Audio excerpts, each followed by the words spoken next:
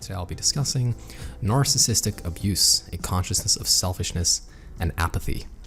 At a certain time, abuse victims realize that they are in fact alone, and they feel a deep sense of loneliness, abandonment, and they feel that no one truly cares about them, no one sees them, and that they don't matter. Because of these wounds, because of the abandonment and the rejection, they have two choices at this instance. They can either people please to get their needs met or become codependent, or they can bully others to get their emotional needs met, and they can become narcissistic. They essentially start to develop a mindset or a consciousness of selfishness. Now, this is not necessarily the arrogant type of selfishness. This is more of the survival and the necessary means to survive. A person starts to put themselves first before all others. They begin to realize that this world is a dog-eat-dog world, that if you do not put yourself first, you will essentially not get your needs met. You need to fight or be destroyed. You need to bully or get bullied, abuse or be abused. So compassion, empathy, vulnerability is dangerous. These are things that are commodities that cannot be used. Ultimately, they are going to get in the way of survival, and therefore they are done away with. They start to lose the care about the consequences of their actions and what will happen to other people because of their actions. Essentially, they have adopted this mindset that I am in it for myself regardless of who I hurt. They develop a sense of apathy for people, the world, and eventually themselves. This pure lack of self-love and this self-rejection, this self-annihilation essentially removes any ability to connect with other people, which requires love, empathy, compassion, and alignment with one's authentic self. Now, while narcissists seem selfish and their actions are certainly selfish, they actually are living away from themselves. They have rejected themselves entirely.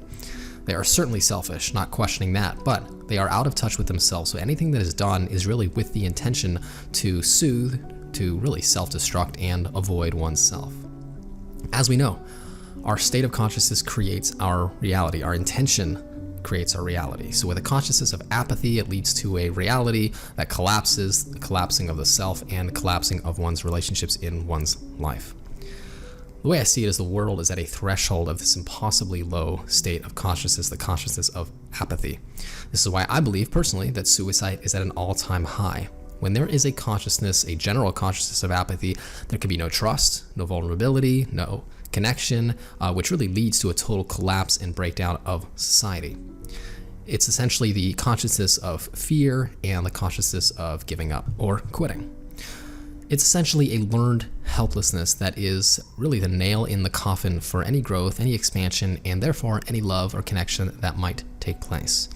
While a consciousness of selfishness and carelessness may seem more profitable and enjoyable in the short term, it is unsustainable and really a death sentence. In a sense, it is a slow suicide. I feel strongly that selfishness and apathy is a sign of mental decline and mental illness. It's a sign of being out of alignment with one's authentic self and with source, with higher power, or with God. I believe that it is not a natural state to have a consciousness of apathy, carelessness, and a lack of empathy.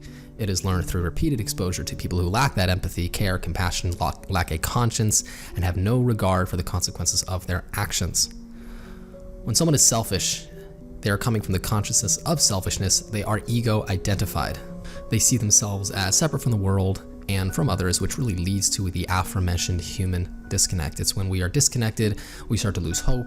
We start to really lose the will to live, to get sick. We become apathetic to the idea of a better and more abundant, happy, and healthy future.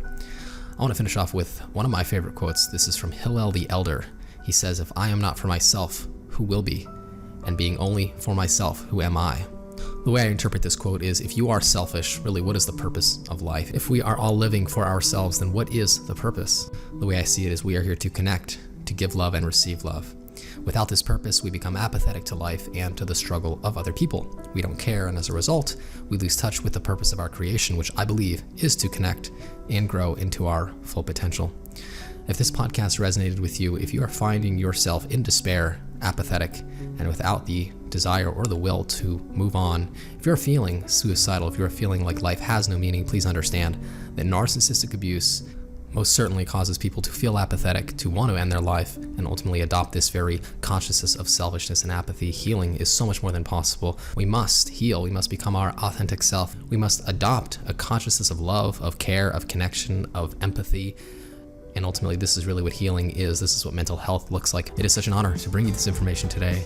And until next time, all the very best.